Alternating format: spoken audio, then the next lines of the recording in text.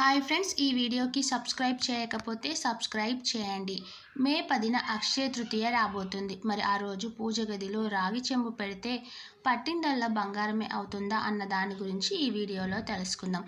తెలుగు పంచాంగం ప్రకారం ఈసారి అక్షయ తృతీయ వేళ అనేక శుభయోగాలు ఏర్పడనున్నాయి. అక్షయ తృతీయ రోజున చాలా శక్తివంతమైన అమృత గడియలు వచ్చాయి. ఈ అమృత గడియల్లో కొన్ని పనులు చేస్తే మాత్రం ఈ సంవత్సరం అంతా మీ ఇంట్లో డబ్బుకు ఎలాంటి లోటు ఉండదు. అక్షయ తృతీయ రోజున ఏ పనులు చేయాలి, ఎన్ని శుభయోగాలు వచ్చాయనే పూర్తి వివరాల గురించి ఇప్పుడు తెలుసుకుందాం. హిందూ క్యాలెండర్ ప్రకారం ప్రతి ఏడాది వైశాఖ మాసంలోని శుక్లపక్షంలో 3వ రోజున అక్షయ తృతీయ పండుగను జరుపుకుంటారు. ఈ ఏడాది మే 10న శుక్రవారం నాడు అక్షయ తృతీయ వచ్చింది.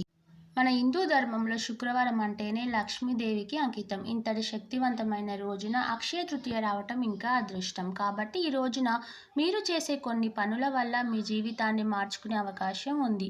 మే 10వ తేదీన అనగా శుక్రవారం రోజున అక్షయ తృతీయ వచ్చింది. కాబట్టి ఈ రోజున స్త్రీలు ఖచ్చితంగా ఇంట్లో పూజ చేయాలి. ఎవరైతే అక్షయ తృతీయ రోజున ఇంట్లో పూజ చేస్తారో వారికి సంవత్సరం అంతా డబ్బు సమస్యలు లేకుండా సుఖ సంతోషాలతో సిరి సంపదలతో జీవిస్తారు. ఈరోజు పూజ చేసేవారు పూజ చేసేటప్పుడు లక్ష్మీదేవికి ఇష్టమైన ఒక చిన్న మంత్రాన్ని చదివితే చాలు. ఇక సంవత్సరం అంతా మీకు పట్టిందల్లా బంగారమే.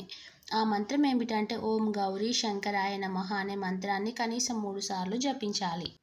ఎవరైతే ఈ మంత్రాన్ని జపిస్తారో వాళ్ళకి విశేష ఫలితాలు వస్తాయి. అక్షయ తృతీయ రోజున ఇంట్లో పూజ చేయలేని వారు శివాలయానికి వెళ్ళి శివలింగానికి జలాభిషేకం చేసి ఓం నమః శివాయ అని 108 సార్లు మంత్రాన్ని జపించాలి. ఈ మంత్రాలను అక్షయ తృతీయ రోజున పాటించడం వల్ల శుభప్రదమైన ఫలితాలు వస్తాయి. మీరు చేసే పనులు అన్నింటిలోనూ విజయం సాధిస్తారు. మీ ఇంటిపై లక్ష్మీ కటాక్షం వర్ధిల్లుతుంది. ఈరోజు ఇంట్లో పూజ చేసేవారు ఖచ్చితంగా ఒక చిన్న కలశం ఏర్పాటు చేసుకోవాలి. ఈ కలశాన్ని అక్షయ పాత్రగా పూజించాలి. అక్షయ పాత్ర అనగా బంగారంతో నిండి ఉన్న కుండ అని అర్థం. ఎవరైతే ఈరోజు పూజలో ఒక చిన్న రాగి చెంబును కానీ ఒక కలశాన్ని కానీ ఏర్పాటు చేస్తారో రాబోయే రోజుల్లో మీ ఇల్లు అంతా డబ్బుతో నిండి ఉంటుంది. అక్షయ తృతీయ రోజున పూజలు చేసేవారు దేవుని పటాల కుంకుమ బొట్టు పెట్టి పూజ ప్రారంభించాలి. ముందుగా ఒక ఇత్తడి చెంబు కానీ రాగి చెంబు కానీ తీసుకొని దానికి పసుపు రాసి కుంకుమ బొట్లు పెట్టాలి. ఇప్పుడు ఈ చెంబు నిండా నీళ్లు పోసి అందులో రూపాయి బిళ్ళలు వేయండి. తర్వాత చెంబు పైన ఒక కొబ్బరికాయను ఉంచి పూజ గదిలో పెట్టాలి. దీన్ని అక్షయ కలశం అంటారు. అంటే డబ్బుతో నిండి ఉన్న కలశం అని అర్థం. పూజ గది ముందు ముగ్గు వేసి ముగ్గు మీద ఈ కలశాన్ని ఉంచాలి. ఈ కలశాన్ని ఏర్పాటు చేసుకొని పూజ చేస్తారో వాళ్ళకి ఊహించని డబ్బు, అంతులేని బంగారం మీ ఇంట్లో ఉంటుంది. అంతటి శక్తి ఈరోజు పూజకు ఉంటుంది. ఈరోజు పూజలో లక్ష్మీదేవి పటానికి గులాబీ పువ్వులు సమర్పిస్తే చాలా మంచిది. ఎందుకంటే లక్ష్మీదేవికి గులాబీ పువ్వులు అంటే చాలా ఇష్టం.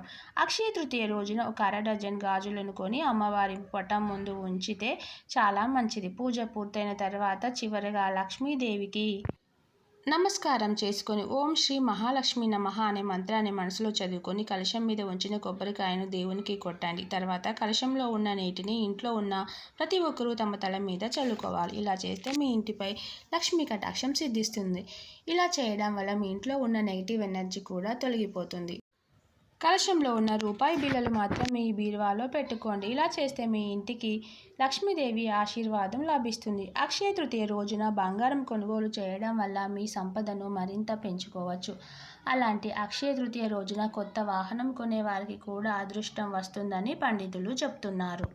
అయితే చాలామంది ఇప్పుడున్న బంగారం ఖరీదు వల్ల అక్షయ తృతీయ రోజున బంగారం కొనలేని పరిస్థితి ఉంటుంది. అలాంటి వారు అక్షయ తృతీయ రోజున కొబ్బరికాయ కానీ దక్షిణావర్తి శంఖము కానీ చిన్న శివలింగాన్ని కొనుగోలు చేసి ఇంటికి తీసుకువస్తే శుభప్రదంగా పరిగణిస్తారు. ఈ మూడింటిలో ఏదో ఒకటి తెచ్చి పూజ గదిలో పెట్టినా సరే వారికి కూడా బంగారం కొన్నంత అదృష్టమే వర్తిస్తుంది. చూశారు కదా, అక్షయ తృతీయ రోజున బంగారం కొనలేని వారు ఏం చేయాలో తెలుసుకున్నారు కదా.